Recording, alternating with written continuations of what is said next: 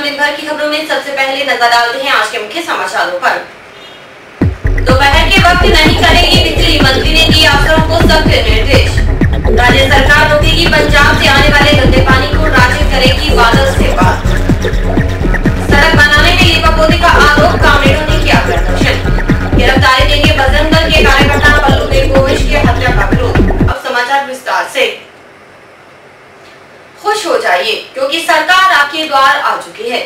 बिजली कटौती से परेशान लोगों के लिए अच्छी खबर है कि अब जिले में दोपहर के वक्त बिजली कटौती नहीं की जाएगी। ऊर्जा मंत्री गजेंद्र सिंह खेमसर ने जोधपुर डिस्कॉम के एसई आरसी वर्मा को साफ तौर पर निर्देश दिए। आखिरकार राज्य सरकार पहुंच ही गई आपके द्वार। सरकार का पहला दिन था हनुमानगढ़ जिले में। ऊर्जा मंत्री गजेंद्र सिंह खेमसर संगरिया विधानसभा क्षेत्र के गांव में दौरा करते रहे। मानकसर में उन्होंने जन सुनवाई की। विधायक कृष्ण कड़वा और ऊर्जा सचिव आलोक भी उनके साथ थे।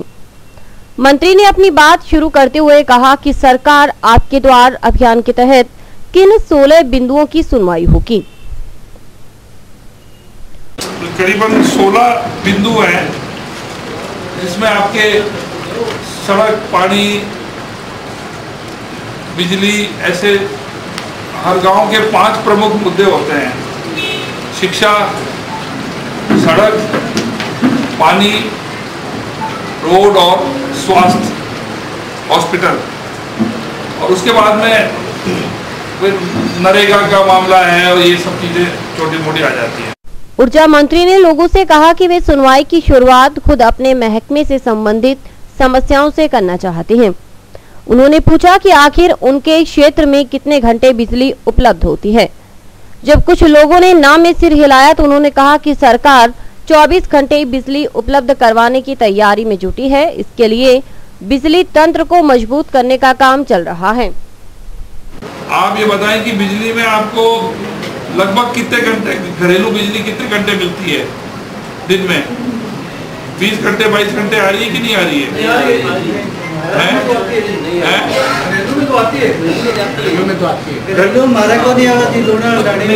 देखो, पहले अपन बात करते हैं कि आम तौर पे कितने घंटे बिजली आ रही है। आम तौर पे देखो कहीं समस्या है क्योंकि जो सुनो 24 घंटे बिजली जो हम आपके जो अभियान हमारा चल रहा है 24 घंटे लाने में, वो रातों रात संभव नहीं है।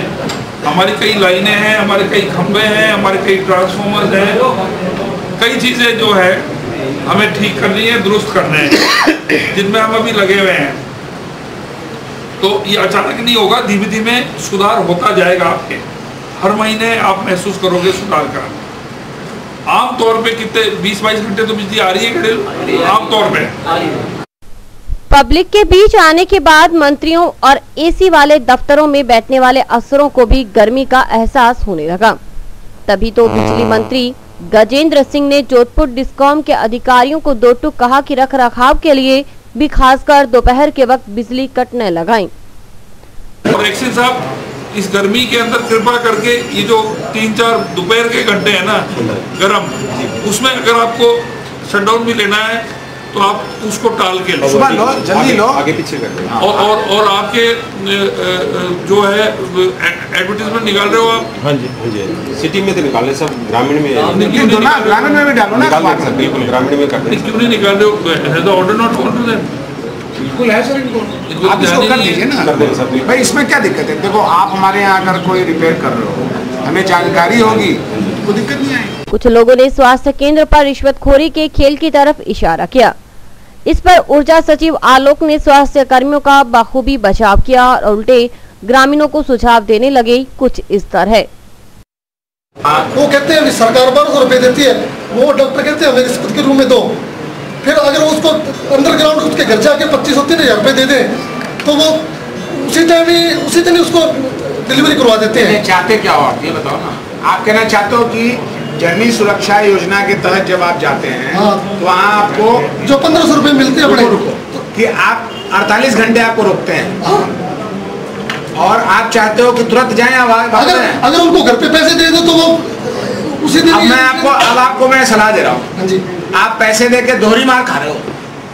कायदन सोचो आप, अरे सुनो मेरी बात तो सुनो, ये समस्या पूरे राजस्थान की बात तो सुनो भाई, मेरी भी तो सुन लो। जिस बच्चे की आस में आपने धात्री माता ने 9 महीने का कष्ट सहा, जो आपका भविष्य का दीपक बनने वाली है, उसके लिए आपको 48 घंटे बिल्कुल ही हॉस्पिटल में रुकना चाहिए, क्योंकि किसी प्रकार का कॉम्प्लिकेशन, तो आप दोहरी मार खा रहे हो। आप जल्दी, अरे जल्दी कैसे भाई, बच्चा का तो 9 महीना में 2 दिन और जोड़ दो ना यार। वो कभी भी ना पैसे दो और ना कृपया 48 घंटे से कम रुको। मेरी सलाह है आपको कि 48 घंटे से पहले डिलीवरी के बाद कृपया करके आप प्रयास न करें कि माताओं को वहां से लेके आप घर वापस आए। पंजाब की नहरों से होकर राजस्थान की नहरों में आने वाले प्रदूषित पानी को राजस्थान सरकार रोकेगी। इसके लिए मुख्यमंत्री वसुंधरा राजे पंजाब के मुख्यमंत्री प्रकाश सिंह बादल से बात करेंगे। बीकानेर में कैबिनेट की मीटिंग में यह निर्णय किया गया। ऊर्जा मंत्री गजेंद्र सिंह खेमसर ने इस बात का खुलासा किया। राजस्थान सरकार पंजाब की नहरों में होकर राजस्थान आने वाले प्रदूषित पानी को लेकर गंभीर हो चुकी है।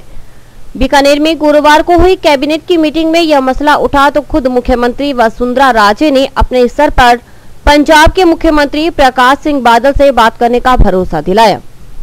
ऊर्जा मंत्री गजेंद्र सिंह खेमसर ने कहा कि प्रथम दिन जनसुनवाई के बाद पत्रकारों से बातचीत की। उन्होंने कहा कि मोटे तौर पर 2 दिन बाद ही बताया जा सकता है कि क्षेत्र के लोगों की प्रमुख समस्याएं क्या हैं। फिर भी कुछ समस्याओं का खाका तैयार कर लिया गया है। हमारा प्रथम दिन है और प्रथम पंचायत है और हम पहले भरतपुर संभाग में भी कर चुके थे।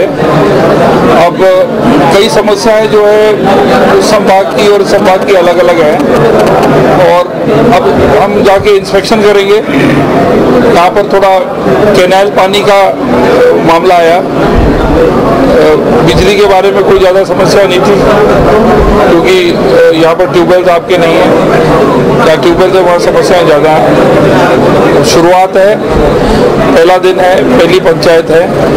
अब इसके बारे में आपको जो जनरल पीड़ा जो है उसके बारे में हम आपको 1-2 दिन के बाद बता पाएंगे कि बस इस क्षेत्र में क्या ज़्यादा किस चीज़ की डिमांड है और क्या पीड़ा है। जब बिजली मंत्री का ध्यान पंजाब से आने वाले गंदे पानी की तरफ दिलाया गया तो उन्होंने कहा कि इस संबंध में चर्चा हो चुकी है।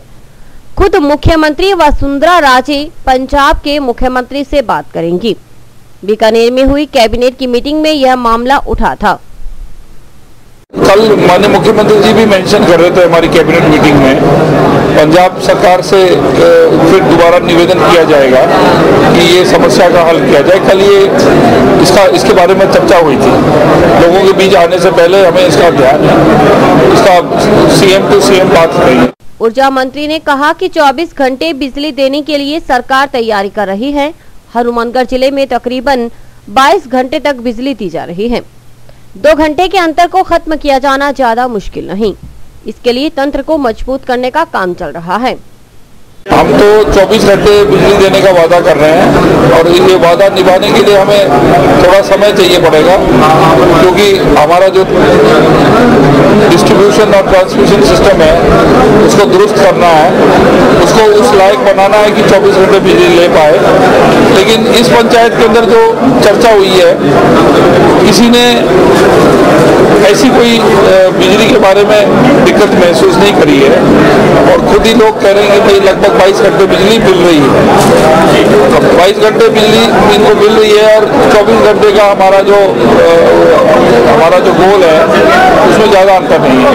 बिजली मंत्री ने साफ तौर पर कहा कि राजस्थान में बिजली कटौती नहीं की जा रही। मरम्मत के लिए कुछ घंटों के लिए कट जरूर लगाते हैं जो जरूरी है, लेकिन कमी की वजह से कटौती करने की बात गलत है। उन्होंने कहा कि पड़ोसी राज्यों में स्थिति बेहद खराब है।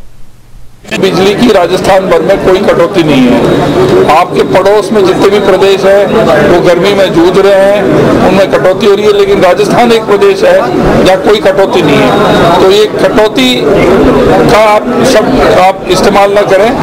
हाँ, कोई अगर ब्रेकडाउन होता है या हम मेंटेनेंस करते हैं तो बिजली काटी जाती है और मेंटेनेंस करने के लिए हमने हमारे विभाग को निर्देश दिया है कि जब कभी भी कोई भी गाँव में कोई भी कस्बे में बिजली का मेंटेनेंस के लिए करेंगे, शटडाउन जिसको कहते हैं, तो उस दिन अखबार के अंदर, लोकल अखबार के अंदर प्रकाशित होना मैंडेटरी है कि जनता को मालूम पड़े कि शटडाउन लिया जा रहा है बिजली के तंत्र के सुधार के लिए और इतनी घंटे बिजली काटी जाएगी। मंत्री ने स्वीकार किया कि बिजली महकमे में स्टाफ की कमी के कारण कामकाज प्रभावित हो रहा है। उन्होंने कहा कि शीघ्र ही भर्ती के माध्यम से इस कमी को दूर करने का प्रयास चल रहा है। अधिकारियों की कमी है, वो एग्जाम्स के रिजल्ट्स विदहोल्ड किए थे कि उस टाइम फंड नहीं था, वो रिजल्ट्स डिक्लेयर करके हम अधिकारी और लेंगे ताकि आपकी सर्विसेज बेहतर हो। कई चीजें आउटसोर्स करेंगे प्राइवेट कंपनियों को जो आपका कंज्यूमर सेटिस्फेक्शन लेवल पहुंचाओ। राज्य सरकार आपके द्वार आ तो गई और मंत्रीगण समस्याओं से अवगत भी होने लगे हैं, लेकिन पब्लिक को जैसे अभी भरोसा नहीं। उनका कहना है कि जब तक समस्याओं का समाधान नहीं होगा इस तरह के अभियान का कोई मतलब नहीं है। आइए सुनते हैं कुछ लोगों को जो इस अभियान के बारे में बेबाक राय रखते हैं। किसानों की मेन समस्या जैसे जल संबंधी समस्या है।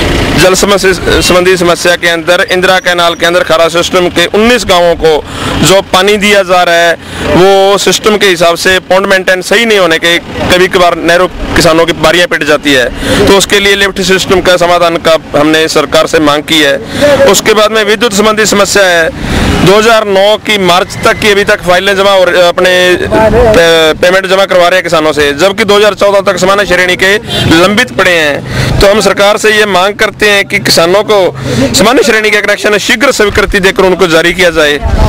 राजस्व संबंधी इसके बाद में समस्या है किसानों की, जो नहरी पानी से रबी और खरीफ की दोनों फसलों की सिंचाई होती है वो 62% होती है 200 में से, जबकि ट्यूबवेल से डीजल जलाकर 138% फसलें पकाई जाती है।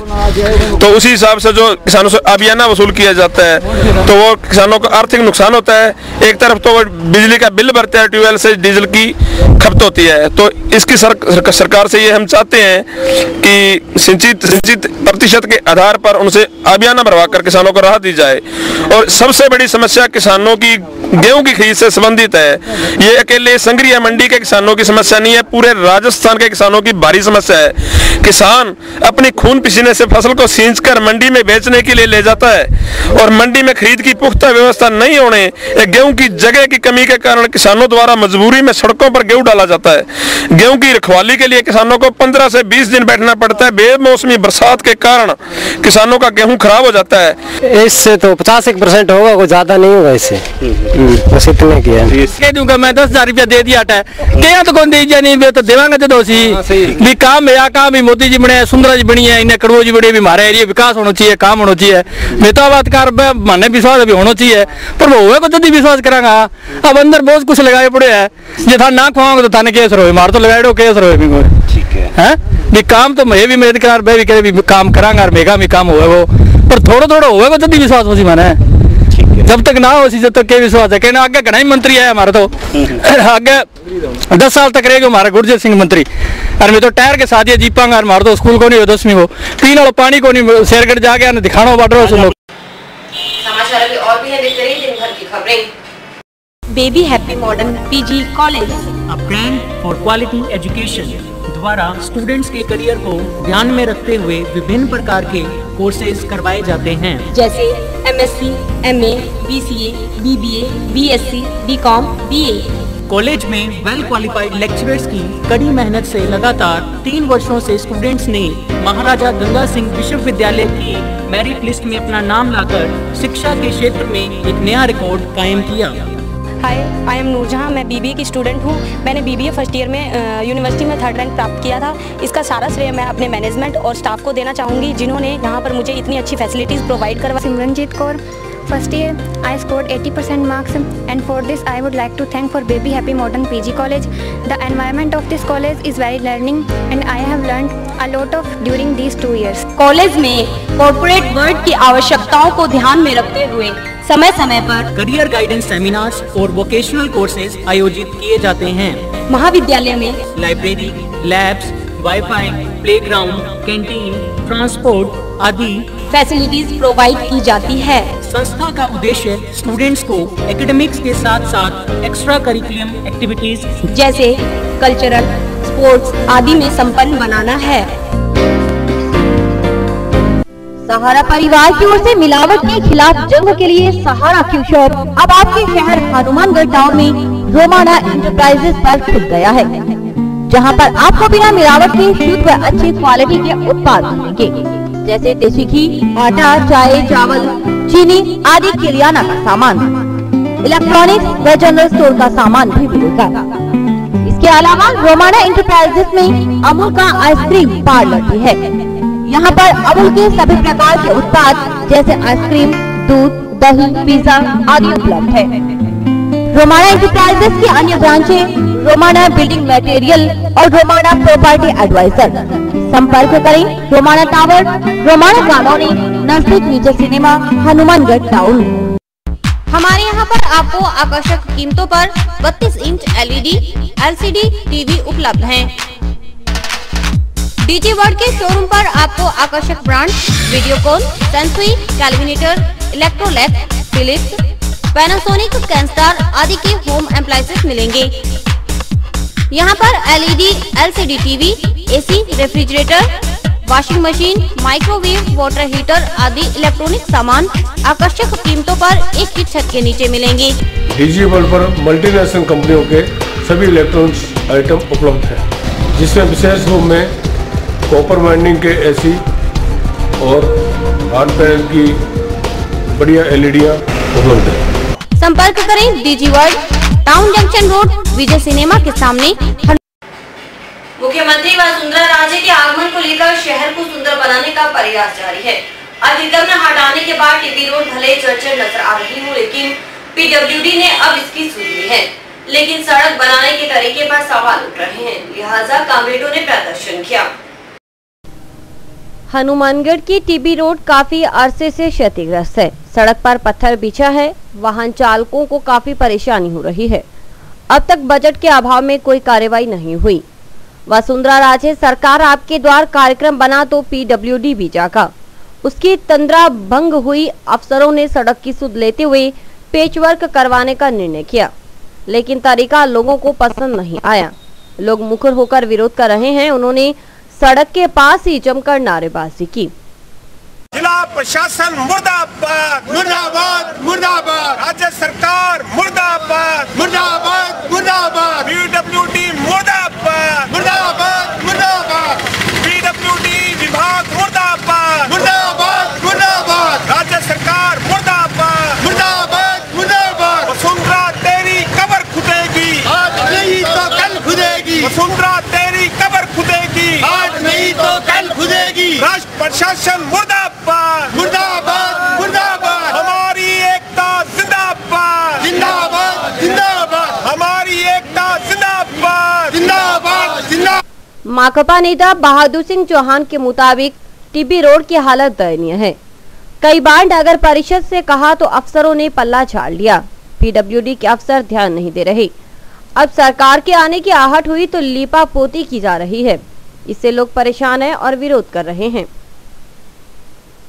टीबी रोड पिछले 1-1.5 वर्ष से ये पूरी, सबसे बड़ी बात तो ये है कि हनुमानगढ़ की टीबी रोड जो है वो जिले के सबसे बड़े हॉस्पिटल को जाती है, धान मंडी को जाती है। कई कॉलेज और स्कूल इस रोड पर पढ़ते हैं। बड़ी संख्या में यहाँ लोग निवास करते हैं, लेकिन यहाँ का PWD विभाग, अभी जब बात करें लोग नगर पालिका के पास जाएं तो वो कहते हैं ये सड़क PWD की है, और PWD के पास जाएं तो कहे जी हम कार्रवाई कर रहे हैं, काम कर रहे हैं। पिछले हमने 6 माह से पहले हमने भी ज्ञापन दिया था लोगों की तरफ से यहाँ, लेकिन कोई कार्रवाई नहीं हुई। ये सड़क लगातार टूटकर इसकी हालत अभी आपने भी देखी है।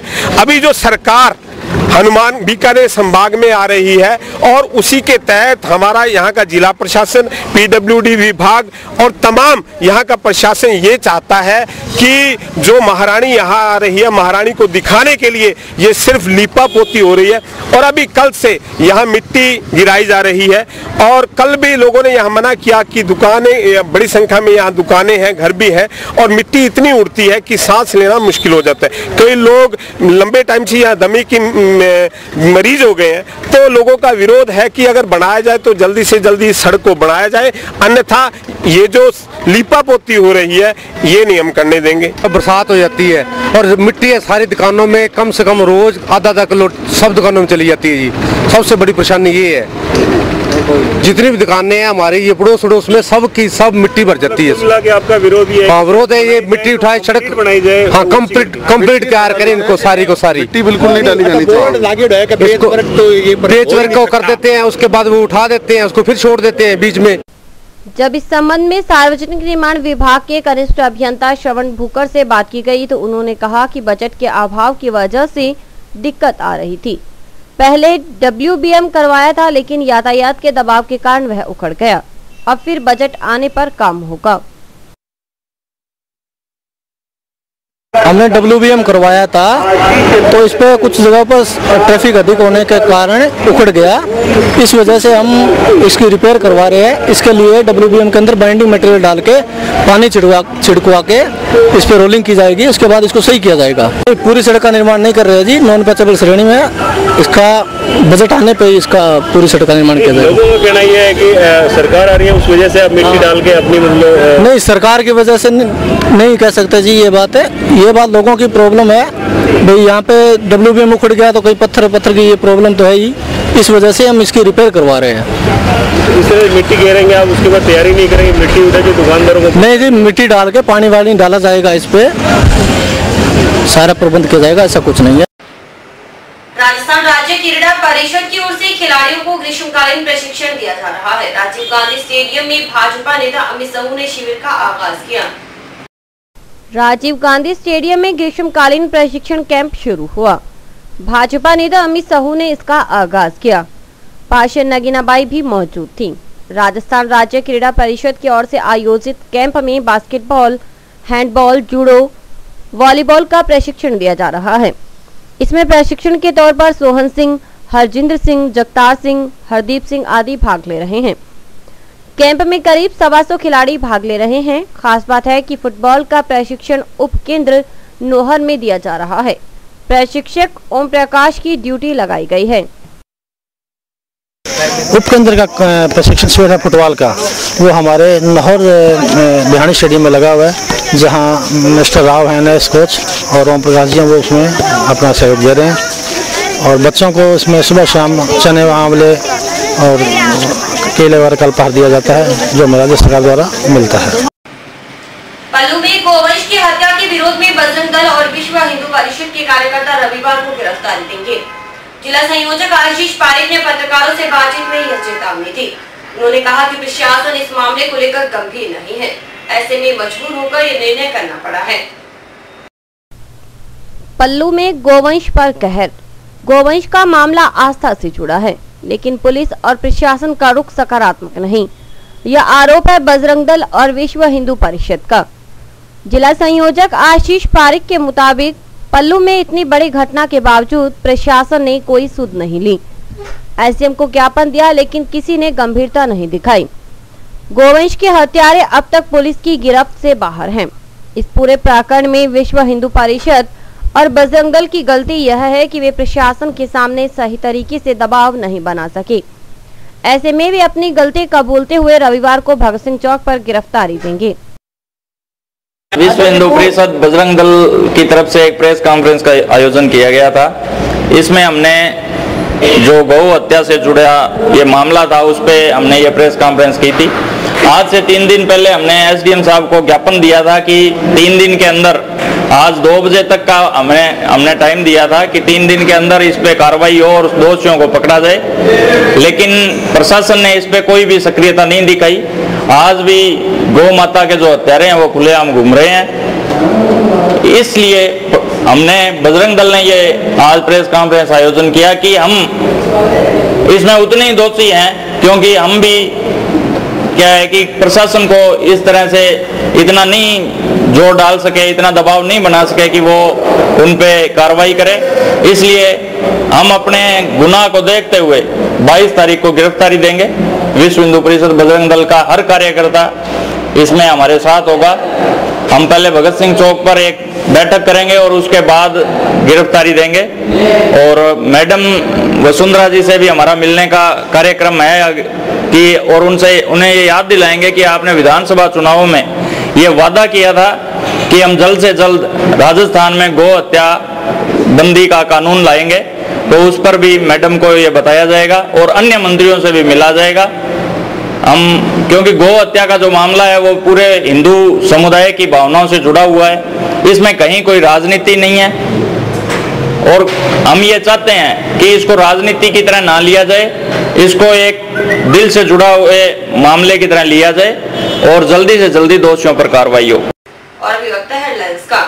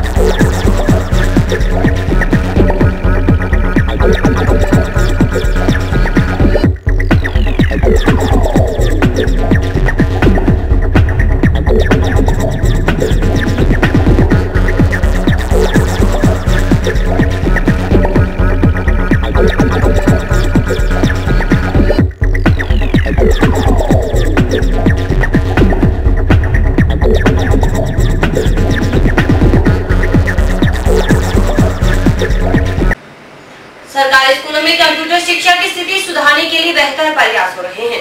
इसके लिए चयनित शिक्षकों को आईसीटी योजना के तहत कंप्यूटर का प्रशिक्षण दिया गया। आज प्रशिक्षण के समापन अवसर पर सभी को बेहतर कार्य करने की शपथ भी दिलाई गई। जंक्शन के राजकीय उच्च माध्यमिक विद्यालय में स्थित जिला कंप्यूटर प्रशिक्षण केंद्र में चल रहे आईसीटी योजना के तृतीय चरण का प्रशिक्षण शिविर शुक्रवार को संपन्न हुआ। प्रशिक्षण शिविर में सरकारी स्कूलों के कंप्यूटर लैब प्रभारी व सह प्रभारियों को कंप्यूटर का प्रशिक्षण दिया गया। 9 जून से चल रहे इस प्रशिक्षण शिविर में 30 शिक्षकों ने भाग लिया।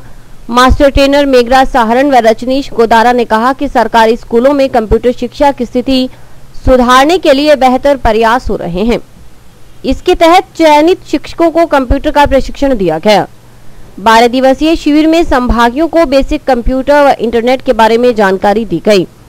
प्रशिक्षण शिविर के समापन पर सभी अध्यापकों को स्कूलों में कंप्यूटर लैब का सही संचालन करने, विभाग द्वारा सौंपी गई समस्त जिम्मेवारियों को निष्ठापूर्वक करने सहित विद्यालयों में कंप्यूटर शिक्षा को बेहतर बनाने की शपथ दिलाई गई। विद्यालय में आईसीटी फेज तृतीय का संचालन निष्ठापूर्वक करेंगे और सौंपी गई प्रत्येक जिम्मेदारी को मन से निभाएंगे। हम प्रण करते हैं कि विद्यालय में कंप्यूटर शिक्षा बेहतरीन ढंग से संचालित करेंगे और जिले का नाम राज्य स्तर पर गौरवान्वित करेंगे। अध्यापकों को कंप्यूटर लैब के संचालन के संदर्भ में और बच्चों को कंप्यूटर के माध्यम से शिक्षा देने के संदर्भ में जो भी विभागीय निर्देश थे और जो भी निर्धारित पाठ्यक्रम था, उस पाठ्यक्रम की जानकारी यहाँ इन अध्यापकों को प्रदान की गई है। और हम सब यहाँ अपेक्षा करते हैं कि ये सभी अध्यापक विद्यालयों में जाकर आईसीटी लैब का जो संचालन है वो बहुत ही अच्छे तरीके से करेंगे। समाज सेवा में समर्पित श्री अमरनाथ सेवा समिति पिछले 18 सालों से समिति द्वारा जम्मू कश्मीर में अमरनाथ यात्रा पर जाने वाले श्रद्धालुओं के लिए विशाल भंडारा लगाया जाता है। गुरुवार शाम को समिति सदस्य भंडारे के लिए रवाना हुए।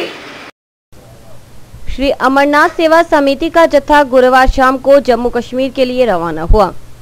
समिति द्वारा जम्मू कश्मीर के पंचतरणी कस्बे में हर साल भंडारे का आयोजन किया जाता है। इस वर्ष भी समिति द्वारा अमरनाथ यात्रा पर जाने वाले श्रद्धालुओं के लिए 18वां विशाल भंडारा लगाया जाएगा। इससे पूर्व समिति सदस्यों ने टाउन धानमंडी स्थित लक्ष्मी नारायण मंदिर में विशेष पूजा अर्चना की। आरती के बाद व्यापारी नेता पवन कंदोई व सुशील मित्तल ने श्री अमरनाथ सेवा समिति के जत्थे को हरी झंडी दिखाकर भंडारे के लिए रवाना किया। समिति सचिव इंद्रजीत चराया ने बताया कि भंडारे में अमरनाथ यात्रा पर जाने वाले श्रद्धालुओं को चाय, नाश्ता, भोजन व दवाइयों की निःशुल्क व्यवस्था करवाई जाएगी।